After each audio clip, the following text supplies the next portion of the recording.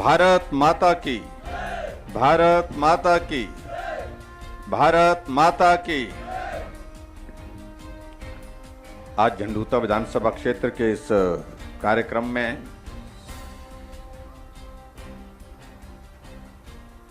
जिनका आप अपने अभी ये जिनका संबोधन सुना, आपके लोकप्रिय विधायक, पूर्व में अधिकारी रहे भाई जीतराम कटवाल जी, बिलासपुर के माननीय विधायक श्री सुभाष ठाकुर जी, जिला के हमारे पार्टी के सम्मानीय अध्यक्ष स्वतंत्र संख्यान जी, प्रदेश कार्य समिति के सदस्य हरदयाल चंदेल जी, प्रदेश कार्य समिति के सदस्य राकेश गौतम जी, हमारे बिलासपुर जिला के प्रभारी श्री नवीन शर्मा जी, मंडल के अध्यक्ष महेंद्र चंदेल जी, ब्लॉक समिति के चेयरमैन अभिषेक चंदेल जी, वाइस चेयरमैन श्री शेर सिंह जी, जिला परिषद की सदस्य श्रीमती शैलजा शर्मा जी, प्रदेश कार्य समिति की सदस्य पूर्व में रही सुरेश शर्मा जी, पार्टी के हमारे साथी श्री दिनेश चंदेल जी, Manoj Kumar ji, deputy commissioner Bilaspur Pankaj Rai ji, SP Shri साजू राम राणा जी, यहाँ उपस्थित सभी पंचायती राज संस्थाओं के चुने हुए प्रतिनिधि, महिला मंडल के सभी प्रतिनिधि, उपस्थित नौजवान साथियों, बुजुर्गों, माताओं और प्यारे बच्चों,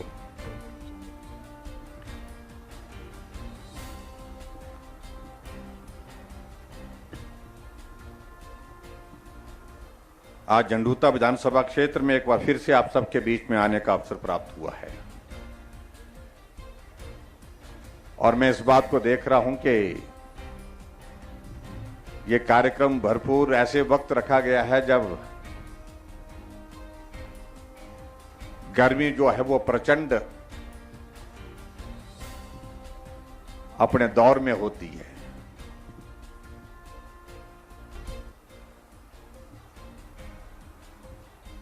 इन दिनों हालांकि बरसात का भी मौसम है, लेकिन बरसात के मौसम में जब इन इलाकों में आते हैं, बिलासपुर में आते हैं, हमीरपुर में आते हैं, ऊना में आते हैं, अगर बारिश नहीं होती है तो गर्मी का प्रकोप इतना भयंकर होता है, इतना भयंकर होता है जिसकी आप कल्पना नहीं कर सकते। और यहां मैं देख रहा हूं माताएं बैठी हैं, लेकिन हाथ में कागज लेकर के हवा देने की कोशिश कर रहे हैं, थोड़ी अपने आप को इस गर्मी से राहत दिलाने की कोशिश कर रही हैं।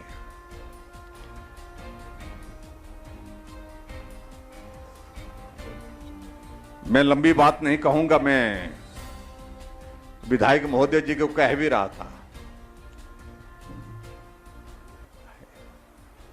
इतनी गर्मी में सभा का आयोजन करना ये सजा से कम नहीं है।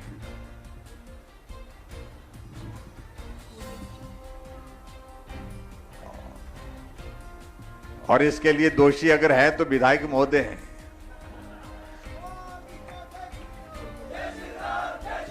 शायद ये परीक्षा ले रहे हैं आप लोगों की कि भाई आप तैयारी में कितने हैं कि आने वाले 4 महीने 5 महीने के बाद चुनाव होगा और उस चुनाव के दौर में हम सबको जाना है, तो उसके लिए आपकी तैयारी कितनी कर है, क्या इस गर्मी को आप सहन कर सकते हैं।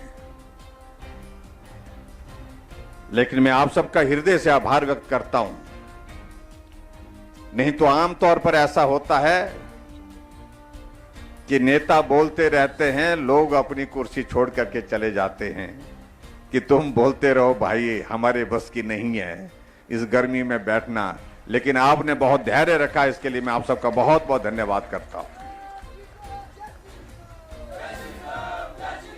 नौजवान तो समझ में आते हैं कि भाई वो उनका जोश है, लेकिन बुजुर्ग लोग भी अपने अपने स्थान पर बैठे हैं और माताओं की संख्या सबसे ज्यादा है, इसलिए मैं चाहूंगा कि एक बार जोरदार ताली उनके लिए होनी चाहिए।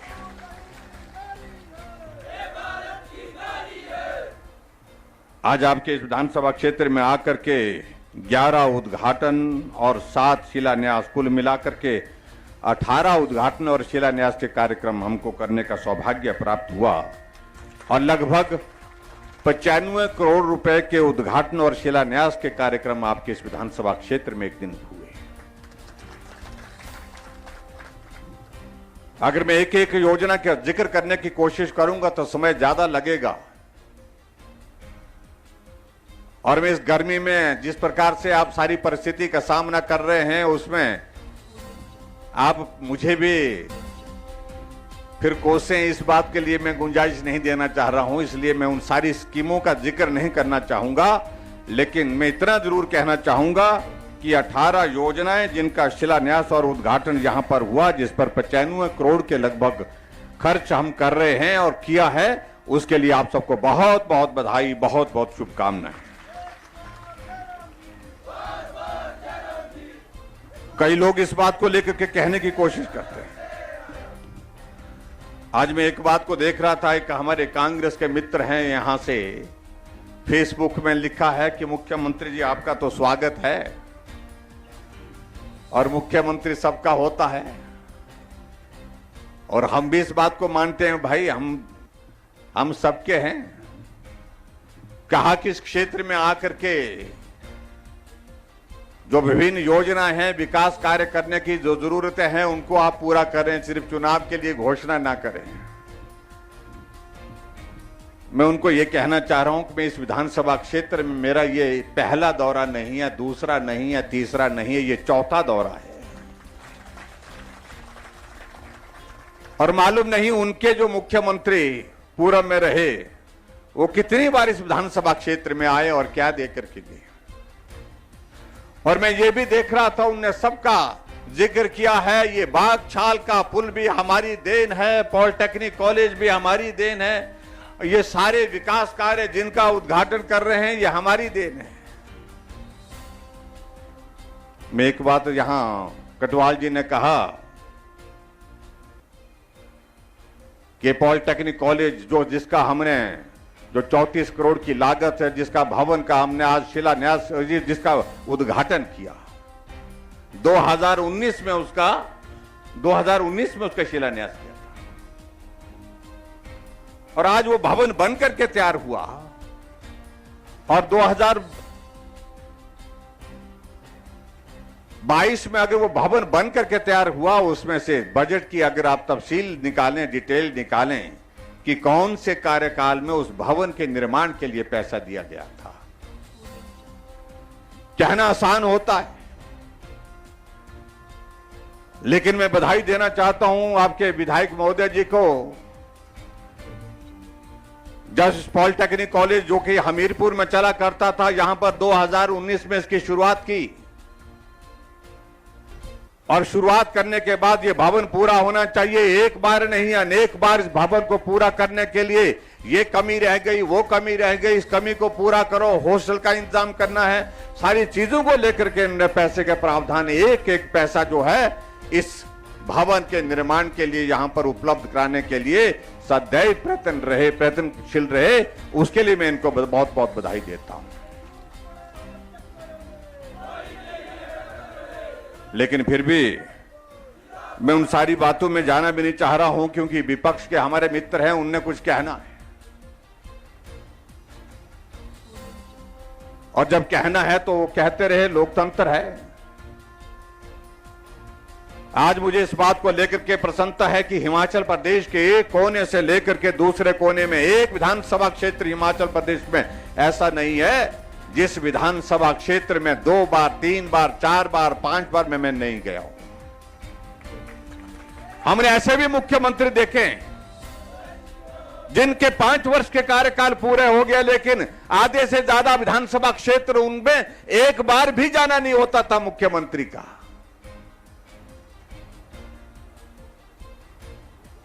यह भी स्थिति रही है। लेकिन उसके बावजूद इस विधानसभा क्षेत्र में जहां विकास को गति देने की बात आती है, जहां विधायक हमारी पार्टी का भी नहीं है, उस विधानसभा क्षेत्र में भी हमने विकास को कभी रुकने नहीं दिया। चाहे कोविड का संकट रहा, कोरोना का इतना बड़ा संकट रहा, लेकिन सतत विकास को गति देने के लिए कोशिश हमने हमेशा की है। आज अगर मैं हिमाचल प्रदेश में सभी विधानसभा क्षेत्र में जहां भी जाना हो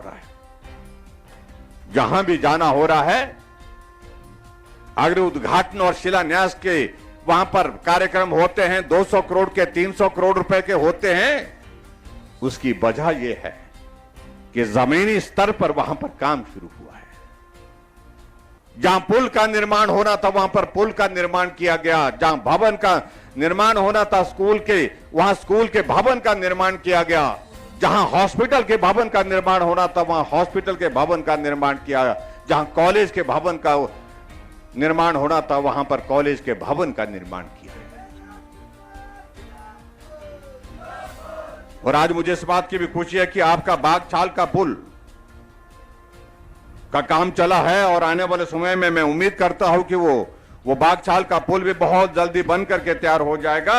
और जैसे विधायक महोदय जी कह रहे थे, अगर वो पुल बनता है तो लगभग जो है आपको आने जाने के लिए एक बहुत बड़ी सुविधा उसके माध्यम से होगी। और ये बागछाल का पुल बहुत जल्दी हम पूरा करने की स्थिति में हो पा रहे हैं। ऐसा मेरा प्रयत्न है कि कोशिश कर रहे हैं कि ये जल्दी बन करके तैयार होकर के आप लोगों की सेवा के लिए यहां पर समर्पित कर दिया जाए।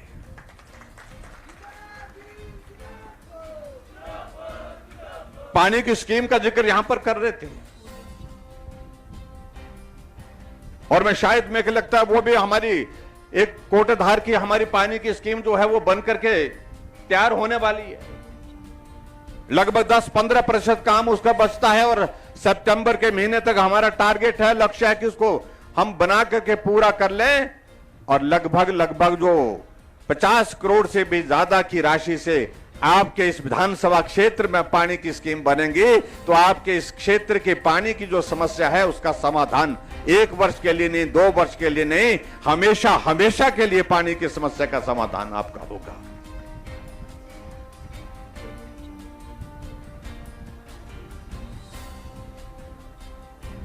आजकल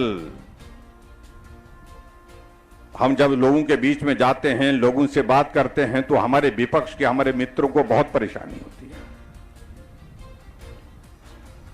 कि मुख्यमंत्री 300 करोड़ रुपए का उद्घाटन कर रहे हैं, शिलान्यास कर रहे हैं। अगर कोई योजना उद्घाटन और शिलान्यास के लिए तैयार हुई है तो क्या उसके लिए क्या मैं किसी बाहर के किसी आदमी को बुलाऊंगा, विदेश से बुलाऊंगा किसी को कि भी तुम आओ उद्घाटन करने के लिए, तुम आओ शिलान्यास करने के लिए। अगर हिमाचल में किसी क्षेत्र में विकास के लिए अगर हमने पैसा दिया है या पैसा दे करके किसी योजना को बना करके हमने तैयार किया है तो हम उसका उद्घाटन भी करेंगे और जिसके लिए हम पैसा दे रहे हैं उसका हम शिलान्यास भी करेंगे।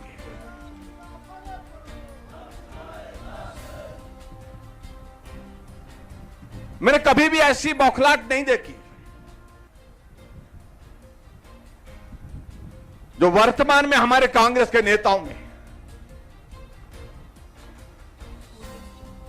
जब कुछ नहीं चलता है, जब लोग नहीं सुन रहे हैं, लोग नहीं मान रहे हैं उनकी बात को, तो जोर जोर से चिल्लाना शुरू कर देते हैं, चीख चीख करके बोलना शुरू कर देते हैं। और मैं उनको इतना ही कहना चाहता हूं, जितना ऊंचे बोलते जिन जिन लोगों को देखा हमने वो वापिस लौट करके विधानसभा के अंदर नहीं पहुंचे, जो इस बात का उनको मुझे लगता है कि थोड़ा संज्ञान लेना चाहिए इतिहास से भी।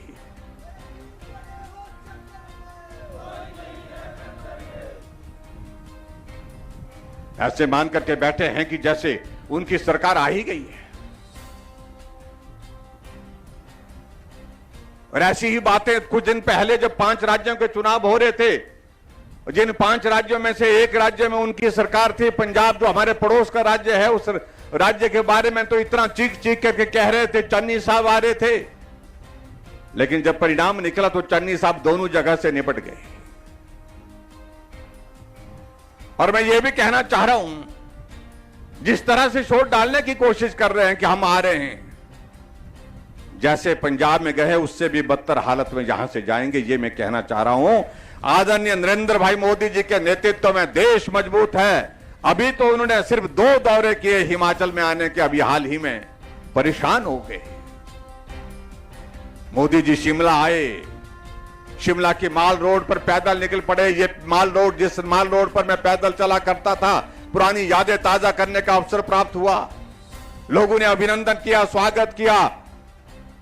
उनका कलेजा फटा जा रहा है कांग्रेस के लोगों का कि भाई प्रधानमंत्री तो हमारे भी आए, लेकिन वो तो सो करके चले गए, और ये प्रधानमंत्री आए और माल रोड पे गाड़ी छोड़ करके पैदल चल पड़े। और लोगों ने उनका अभिनंदन किया और मोदी जी ने भी उनका अभिवादन को स्वीकार किया। माल रोड के एक कोने से दूसरे कोने तक पैदल गए और इसके मैदान से 8 साल का कार्यकाल पूरा होने के पश्चात पूरे देश को संबोधित किया नरेंद्र भाई मोदी जी ने। ऐसा नहीं कि हिमाचल की सभा थी, पूरे देश के सभी प्रांतों के मुख्यमंत्री उसमें उस कार्यक्रम में जुड़े हुए थे, कांग्रेस के भी जुड़े हुए थे।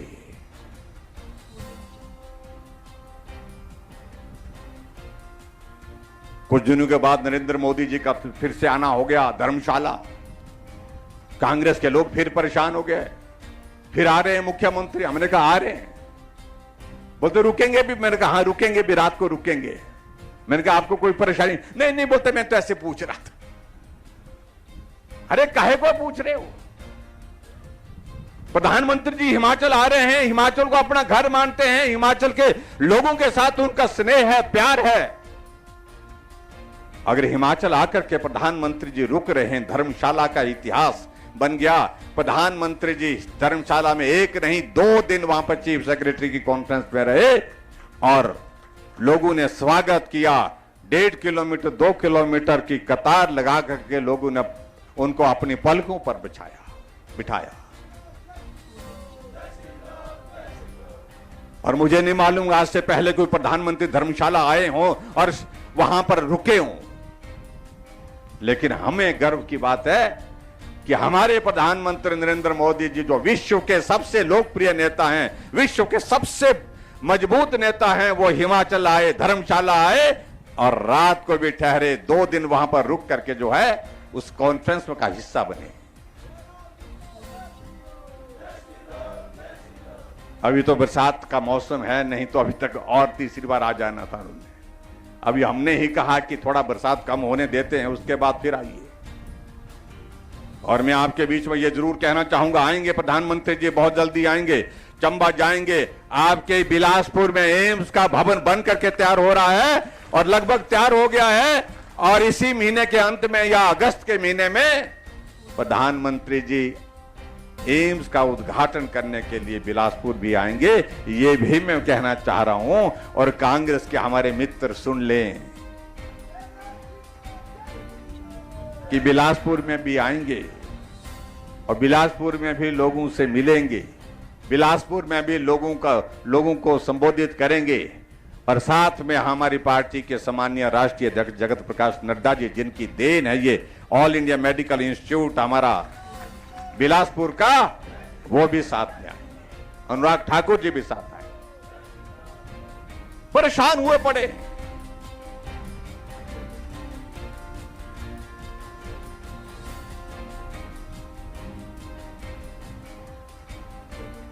शोर डालते हैं कि कांग्रेस पार्टी की सरकार बनेगी।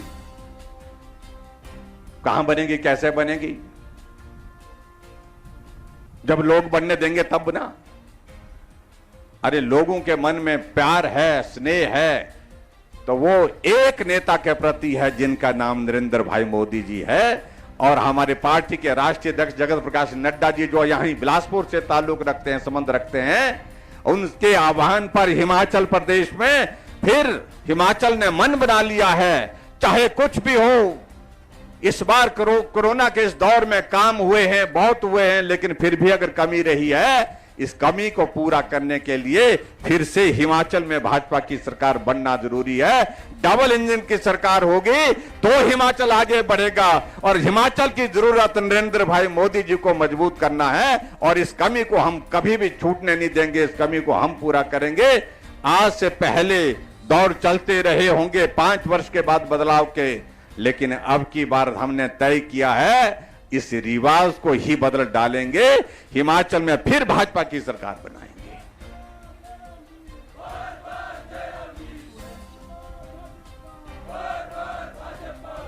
हमको दिल को अपने, उनको, हमारे मित्रों को अपने संतोष देना है तो वो देते रहें, हमें कोई आपत्ति नहीं। नहीं बोलता, यहां तो रिवाज बड़ा हुआ है, एक बार आपकी एक बार हमारी, हमारी और आपकी ऐसी चलती रहती है। मैंने कहा उत्तराखंड में भी ऐसे ही बोला करते थे, क्योंकि जब से उत्तराखंड अस्तित्व में आया कोई सरकार रिपीट नहीं हुई वहां पर, लेकिन अभी उत्तराखंड का चुनाव हुआ, भाजपा की सरकार थी, फिर भाजपा की सरकार बनी। धामी जी मुख्यमंत्री थे, फिर मुख्यमंत्री बनकर के वहां पर मुख्यमंत्री का दायित्व निभा रहे हैं। उत्तर प्रदेश में भी 37 वर्षों के बाद लगातार वहां भी बदलाव होता था। 37 वर्षों के बाद ठहराव आया है, भाजपा की सरकार के बाद फिर भाजपा की सरकार।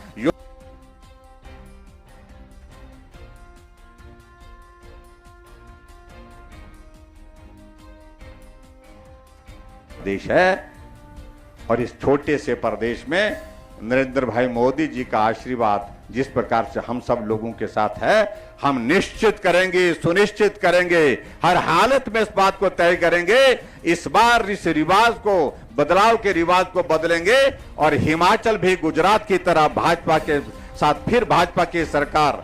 वो कहते हैं ना, एक बार भाजपा, बार बार भाजपा, बार बार भाजपा, लगातार भाजपा। ये आने वाले समय में हम हिमाचल प्रदेश में भी हम शुरू करेंगे। जब हम बोलते हैं ऐसे तो कांग्रेस को बहुत परेशानी होती है, बहुत परेशानी होती है, सो नहीं पाते हैं, कई संदेश करते हैं कि भाई साहब बाकी तो ठीक है, लेकिन अगर ऐसे हालात हुए तो पूरे देश में तो हम समाप्त हो गए, कांग्रेस पार्टी समाप्त हो गई है, लेकिन हिमाचल में थोड़ी सी बची है, थोड़ी सी बची है, तो उसके बाद तो कहीं मिलेगी नहीं। मैंने कहा भाई कर्म ही ऐसे किए हैं आप लोगों ने, अब कर्म का भुगतान करना पड़ेगा, ये बात तय है। उत्तर प्रदेश में 400 से ज्यादा सीटें हैं और कांग्रेस की कितनी आई? 2। और अब जाकर के लोगों के बीच में जा रहे हैं, नौकरी नहीं मिल रही है, वो नहीं मिल रहा है, जैसे कि तुमने तो किसी को नौकरी के बिना छोड़ा ही नहीं।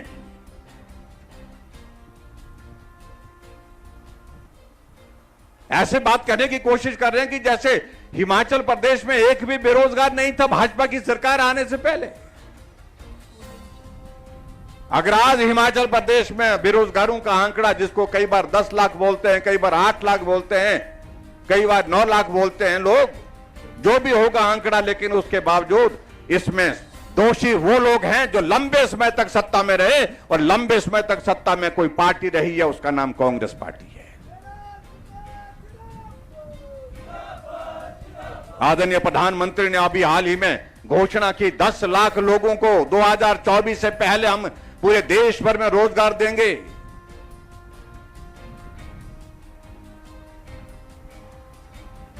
और उसी प्रकार से जितने भी बेरोजगार हैं, जिन बेरोजगारों को रोजगार नहीं दे सकते, उनको स्वावलंबन के माध्यम से उनको हम अपने पांव पर कैसे खड़ा कर सकते हैं, उसके लिए प्रयत्न करेंगे।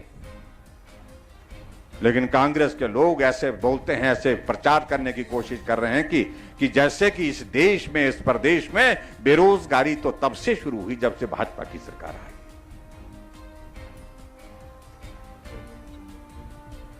आज आदरणीय प्रधानमंत्री को, देश के प्रधानमंत्री के 8 साल हो गए नरेंद्र भाई मोदी जी को। एक घटना बता दो भ्रष्टाचार की, आप एक नेता का नाम लीजिए जिस नेता पर भ्रष्टाचार का आरोप लगा हुआ पूरे देश भर में। इसलिए नहीं लगा क्योंकि देश में परिवर्तन हुआ है। एक ईमानदार व्यक्ति जो है, एक ईमानदार नेता जो है, देश का नेतृत्व कर रहा है, जिनका नाम नरेंद्र भाई मोदी है। नहीं तो दौर क्या होता था? 1,86,000 करोड़ रुपए का घोटाला, 1,76,000 करोड़ रुपए का घोटाला, ये दौर आजकल हमको देखने को मिलते, लेकिन 1 रुपए का घोटाला नहीं। ये अंतर है जिस अंतर को पूरे देश ने समझा है, और यहां हिमाचल प्रदेश में हमारे विपक्ष के मित्रों को भी समझाना होगा।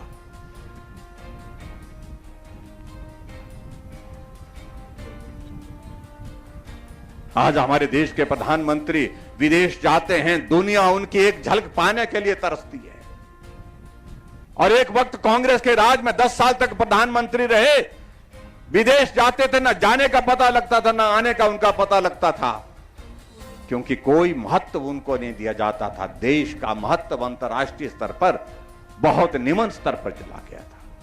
यह दुर्भाग्यपूर्ण परिस्थिति है। भाइयों और बहनों, जहां हिमाचल प्रदेश में हम इन दिनों में देख रहे हैं इन कांग्रेस की बातों को, घोषणा कर दी कुछ नेताओं ने कि हमारी सरकार आएगी तो हम जयराम की सारी स्कीमों को बंद कर देंगे। हमने बुजुर्गों के लिए 60 साल के ऊपर बुजुर्गों के लिए पेंशन का प्रावधान किया, तो कांग्रेस सत्ता में आएगी तो कह रहे हैं कि हम जयराम की स्कीमों को बंद कर देंगे। यानी कि वो 4 लाख लोगों को पेंशन देते थे, जयराम आज 7 लाख लोगों को, बुजुर्गों को पेंशन दे रहा है हिमाचल प्रदेश में। वो 400 करोड़ खर्च करते थे हिमाचल प्रदेश में, मैं 1300 करोड़ रुपए हिमाचल प्रदेश में उन बुजुर्गों की सेवा के लिए खर्च रहा हूं, क्योंकि बुजुर्गों के बिना दुनिया अधूरी है, मैं ये कहना चाहता हूं।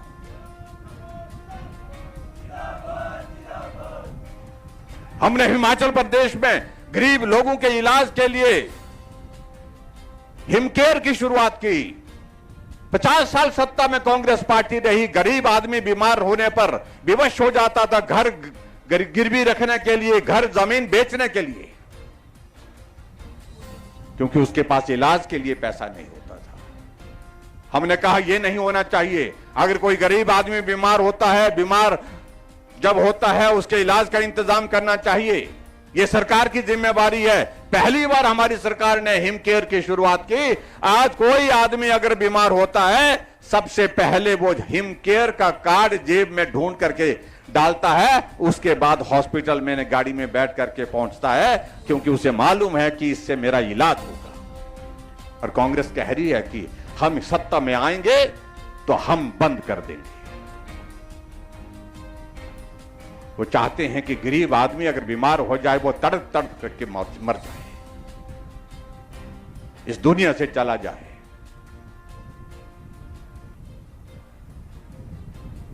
हमने हर घर को गैस का चूल्हा दिया। कांग्रेस सत्ता में इतने लंबे समय तक रही, और हमने हिमाचल प्रदेश में जहां प्रधानमंत्री नरेंद्र भाई मोदी जी ने उज्ज्वला योजना की शुरुआत पूरे देश के लिए की, वहां हमने गृहिणी सुविधा योजना की शुरुआत की। हमने हिमाचल प्रदेश में 3,31,000 से ज्यादा चूल्हे, गैस के चूल्हे घर घर में पहुंचाए। कोई आदमी अगर यहां हाथ खड़ा करे कि मेरे घर में गैस का चूल्हा नहीं है, तो हम कल उसको घर में गैस का चूल्हा पहुंचा देंगे। लेकिन मैं ये जरूर कहना चाहता हूं, कांग्रेस के नेता कह रहे हैं कि हम आएंगे तो हम बंद कर देंगे, गैस का चूल्हा भी बंद करेंगे। क्या करेंगे? गैस का चूल्हा घर से उठा के ले जाएंगे, रसोई से। यह सोच है उन लोगों की काम करने की, आप अंदाजा लगाइए।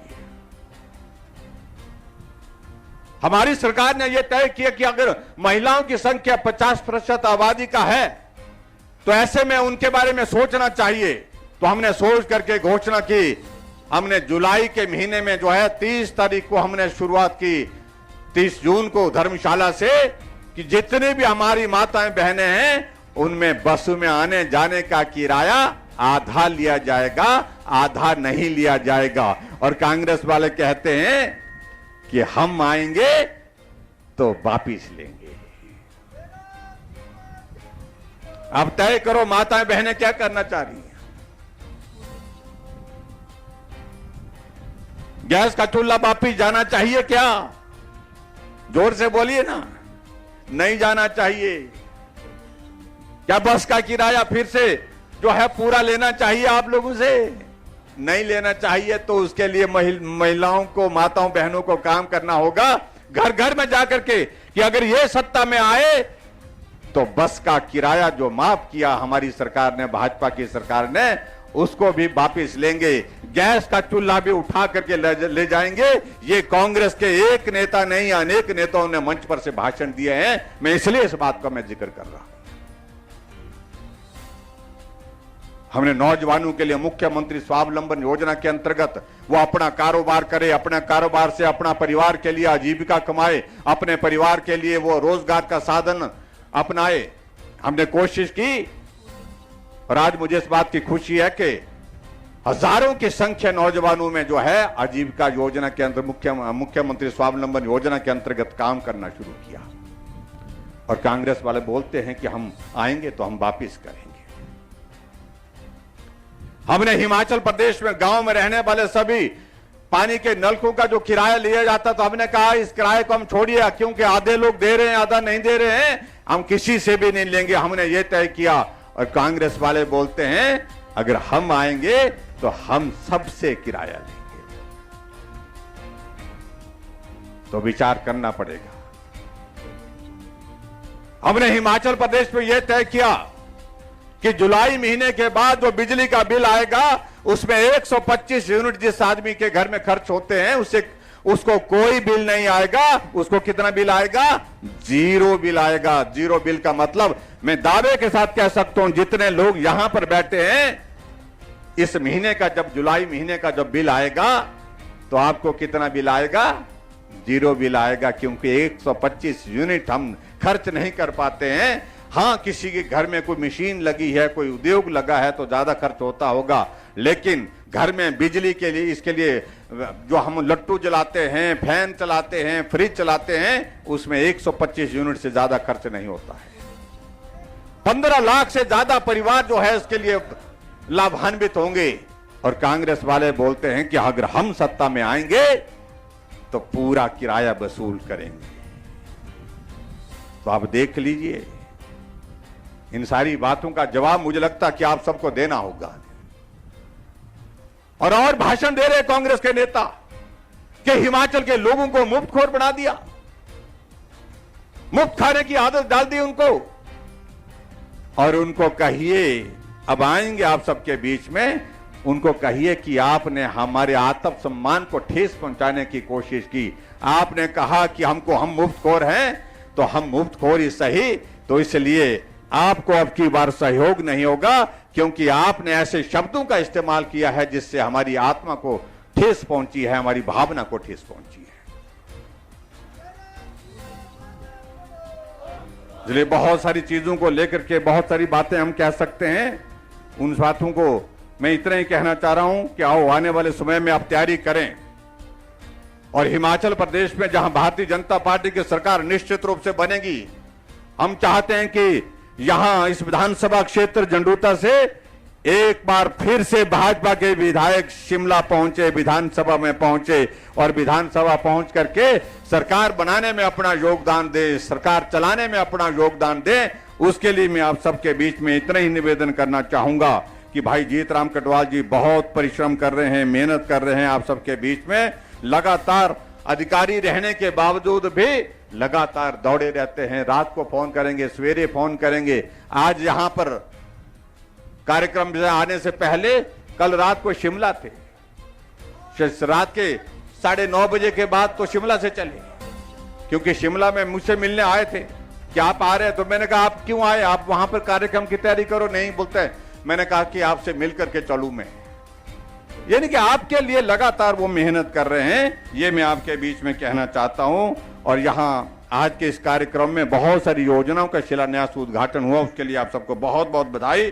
कुछ और चीजों का जिक्र यहां पर किया है, उस बारे में मैं इतना ही जरूर कहना चाहूंगा कि कुछ चीजें इन्होंने और बताई हैं, कुछ और उसमें एडिशन करने की हम कोशिश करेंगे। नहीं तो हमारे कांग्रेस के मित्र यही सोचते हैं कि मुख्यमंत्री आए थे, लेकिन यहां उद्घाटन और शिलान्यास करने के बाद और कुछ नहीं दिया, तो ऐसा शोर डालने की कोशिश करते हैं। और मेरा मानना है कि हर बार ये देना संभव नहीं होता है। हम तो 4 बार आए और चारों बार कुछ ना कुछ दे करके गए। और आपके इस विधानसभा क्षेत्र में चाहे अटल आदर्श विद्यालय की शुरुआत पूरे प्रदेश के लिए शुरू करनी थी, हमने आपके इस विधानसभा क्षेत्र झंडूता से उसकी शुरुआत की है। सबसे पहला अटल आदर्श विद्यालय की अगर शुरुआत हुई तो आपके इस विधानसभा क्षेत्र में हुई है, और इसलिए बहुत सारी योजनाओं को आपके इस विधानसभा क्षेत्र में हम शुरू किया है जो आने वाले समय में पूरा होने वाली है। यहाँ कुछ बातों का जिनका जिक्र किया उनका में से कुछ का जिक्र मैं भी कर देता हूँ और उनको हम पूरा करने की हम कोशिश करेंगे। एक तो ये कहा गया कि साइंस क्लासेस शुरू होनी चाहिए कोसरिया में। यहाँ पर हमारा सीनियर सेकेंडरी स्कूल कोसरिया है, तो मैं आपके बीच में ये कहना चाहता हूँ साइंस क्लास कोसरिया में और दूसरा सलवाड़ में, दो जगह बोला है उनने, दोनों जगह साइंस की क्लासेस जो है वो दोनों सीनियर सेकेंडरी स्कूल में हम शुरू करेंगे। ये मैं आपके बीच में कहना चाहता हूँ, इसको पूरा करेंगे। और एक और चीज बात कही गई भी, एक मिडिल स्कूल है डुअक और इसको अपग्रेड करके जो है उसको हाई स्कूल बनाने की बात कही गई है। मैं मिडिल स्कूल डुअक को अपग्रेड करके इसको हाई स्कूल करने की भी यहाँ पर घोषणा करता हूँ, ताकि यहाँ के बच्चों को वहीं पर ही शिक्षा की सुविधा मिल सके, इस बात को हम सुनिश्चित कर रहे हैं। और उसके साथ एक और स्कूल है गवर्नमेंट प्राइमरी स्कूल अमरोहा, इसको इस प्राइमरी स्कूल को कहा गया इसको अपग्रेड करके इसको मिडिल स्कूल करने की बात कही गई है। तो मैं इस स्कूल को ग्राम पंचायत बलघार में पढ़ता है ये, इस स्कूल को जो है मैं अपग्रेड करके मिडिल स्कूल करने की भी यहाँ पर घोषणा करता हूँ, ताकि ये वहाँ के बच्चों को भी वहीं नज़दीक में शिक्षा की सुविधा मिल सके। और एक और मिडिल स्कूल है बुहाड़, गवर्नमेंट मिडिल स्कूल बुहाड़ है और उसको अपग्रेड करने की बात कही गई है, इसको हाई स्कूल करने की बात कही है। इस स्कूल को भी मैं बुहाड़ मिडिल स्कूल को भी अपग्रेड करके हाई स्कूल करने की आपके बीच में यहां पर घोषणा करता हूं। और उसके साथ साथ में एक स्कूल गवर्नमेंट हाई स्कूल मरोतन जो है वो उसको अपग्रेड करके इसको सीनियर सेकेंडरी स्कूल करने की बात कही गई है। बच्चों की संख्या ठीक होनी चाहिए यहाँ पर, और अगर बच्चों की संख्या ठीक पाई जाती है तो इस स्कूल को भी मैं हाई स्कूल से अपग्रेड करके सीनियर सेकेंडरी स्कूल करने की भी यहाँ पर घोषणा करता हूँ। इसके अलावा आगे बढ़कर के एक बात और कही गई है कि पुलिस पोस्ट जो है यहाँ पर गेड़वी और कलोल दो जगह कहा गया है कि यहाँ पर पुलिस पोस्ट होनी चाहिए। ये दोनों जगह थोड़ा कठिन इलाका है, इस इलाके की सुविधा के हिसाब से वहां पर होनी चाहिए, तो दोनों जगह पुलिस पोस्ट की भी स्वीकृति हम देंगे। ये भी मैं आपके बीच में कहना चाहता हूं, इसको भी हम करेंगे। एक पटवार सर्कल मलराव करके है, जहां मांग की है उन्होंने कि भी यहाँ पर ये पटवार सर्कल खुलना चाहिए, तो मलराव में एक नया पटवार सर्कल खोल करके देंगे, ताकि रेवेन्यू के केसेस को लेकर के कामकाज को वहां पर सुविधा लोगों को वहीं पर वहां नजदीक मिल सके। और एक और आगे बढ़ करके एक एग्रीकल्चर एक्सटेंशन ऑफिस की जो है ऑफिसर की एक ऑफिस खोलने की बात आ रही है गेढ़वी, तो गेढ़वी में एग्रीकल्चर एक्सटेंशन ऑफिसर का भी पद जो है स्वीकृत करके यहां पर खोला जाएगा। ये भी मैं आपके बीच में कहना चाहता हूं, उसको भी हम पूरा करेंगे। इसके अतिरिक्त एक यहां पर कहा गया कि जल शक्ति सब डिवीजन तलाई में खोलने की बात कही गई है, और इसके लिए क्योंकि इसकी प्रपोजल हमको मंगवानी पड़ेगी, क्योंकि इसमें सेक्शन भी, तो इसके लिए इस विभाग को मैं जल शक्ति विभाग को मैं कह रहा हूं कि इसकी प्रपोजल जल्दी से बना करके भेजें, और जल्दी से बना करके इस प्रपोजल को हम ठीक तरह से देख लेंगे, और उसमें नॉर्म्स के मुताबिक जो रिक्वायरमेंट रहती है जिन चीजों की वो पूरी होनी चाहिए, और अगर पूरी होने के करीब होंगी तो निश्चित रूप से जल शक्ति का सब डिवीजन खोलने की भी बात जो मांग की है यहाँ, उसको भी पूरा करेंगे। ये भी मैं आपके बीच में कहना चाहता हूं, उसको भी पूरा करने के लिए हम आगे बढ़ के काम करेंगे। और उसके बाद एक और चीज बताई गई है, एक नई पीएससी जड्डू में खोलने के लिए बात कही है, तो ये पीएससी जड्डू की जो है इसको हम खोलेंगे, इसको भी मैं आपके बीच में कहना चाहता हूं, इसको भी पूरा करेंगे। और दूसरी दो चीजों को लेकर के ही है, एक पीएससी गेढ़वी और पीएससी कलोल, दो पीएससी कही है, इनको अपग्रेड करने की बात कही है। अगर ये नॉर्म्स को पूरा करते हैं तो इनको दोनों को पीएससी से इसका दर्जा बढ़ा करके सीएससी करने की बात को भी पूरा किया जाएगा। जो आग्रह हमारे सामने किया है, ये भी मैं आपके बीच में कहना चाहता हूं, इसको भी पूरा करेंगे। ये और एक और चीज यहां पर बताई गई है, जो इलेक्ट्रिकल सब डिवीजन जो बताया यहां पर, और ये सब डिवीजन खोलने के लिए कहा है जेजवी में यहां खोलने की बात कही है, और ये शायद बैकवर्ड एरिया है शायद मेकल में, तो वहां पर उस एरिया में खोलने की बात कही है। इसको भी पूरा करेंगे और इसकी भी सारी प्रपोजल मंगवा लेंगे ताकि यहां पर इसको भी पूरा कर सके। ये भी मैं आपके बीच में कहना चाहता हूं। और एक और चीज जो यहां पर कही गई है कि सब तहसील तलाई खोलने की बात कही गई है, और मुझे जो जानकारी मिली कि यहां पटवार सर्कल में कल 7-8 पटवार सर्कल होंगे। मैंने डिप्टी कमिश्नर को कहा कि इसकी प्रपोजल आप बना करके भेजिए, और आपके बीच में मुझे ये कहना है कि अगर पॉपुलेशन और सारी चीजें इसके नॉर्म के मुताबिक इसमें जो हम उस क्राइटेरिया को पूरा करते हैं, तो तलाई में एक सब तहसील खोलने की भी मैं यहां पर घोषणा करता हूं। इसको भी पूरा करेंगे ताकि वहां, क्योंकि वहां देवसिद्ध हमारा बहुत प्रसिद्ध मंदिर भी है, और मंदिर में भी नगर पंचायत साथ में है, और नगर पंचायत के सीईओ के नाते भी वहां पर जो है इनके पास ये काम दिया जा सकता है। उस दृष्टि से भी इसका लाभ रहेगा, और इस सब तहसील को बनाने से निश्चित रूप से उस इलाके के लोगों को रेवेन्यू से संबंधित जितने भी कामकाज हैं उनको निपटाने में, उनका समाधान करने में सुविधा रहेगी। और अंत में एक बार और मैं कहना चाह रहा हूं, एक और जो कहा गया है कि बलसीना में कहा गया कि यहां पर कॉलेज खुलना चाहिए, और बात तो ये आ रही थी कि गर्ल्स कॉलेज की बात कही गई है। हम थोड़ा इसको एग्जामिन कर लेंगे।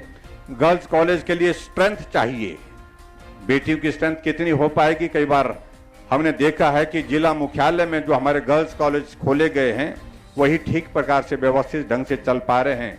इसके अतिरिक्त दूसरी जगह जो गर्ल्स कॉलेज खोले गए हैं वहां की स्ट्रेंथ में कमी रह जाती है कई बार। लेकिन मैं इतना मैं जरूर कहना चाहता हूं, आपके यहां पर फिलहाल में डिग्री कॉलेज खोलने की घोषणा करता हूं, और डिग्री कॉलेज आपका बलसीना, बेटियां भी पढ़ें बेटे भी पढ़ें, इस बात को हम सुनिश्चित करेंगे।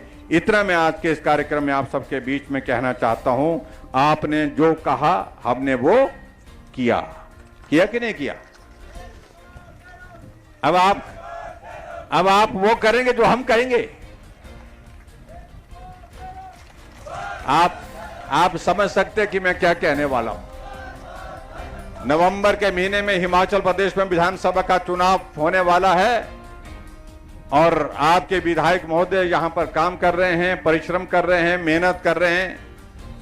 और हिमाचल प्रदेश में जब मैंने कहा कि आदरणीय नरेंद्र भाई मोदी जी के आशीर्वाद से हम हिमाचल में भाजपा की सरकार बनाएंगे, निश्चित रूप से बनाएंगे, और जो रिवाज बदलने की बात कही है इस रिवाज को बदल करके छोड़ेंगे। अब की बार जो बदलाव की बातें हमेशा हमारे विपक्ष के लोग कहते हैं, अब की बार हिमाचल में भाजपा की सरकार बनाने में आपका फिर भी उसी तरह का योगदान रहेगा जो 2017 में रहा है। उस योगदान को आप दीजिए। हम हिमाचल में भाजपा की सरकार देंगे, डबल इंजन की सरकार होगी। नरेंद्र भाई मोदी जी दिल्ली और हिमाचल में फिर भाजपा की सरकार। फिर आपके क्षेत्र के लिए जो कमी रही होगी, कसर रही होगी, उसको पूरा करेंगे। इतना मैं कहना चाहता हूं। आप सबका आज के इस कार्यक्रम में आने के लिए बहुत बहुत धन्यवाद।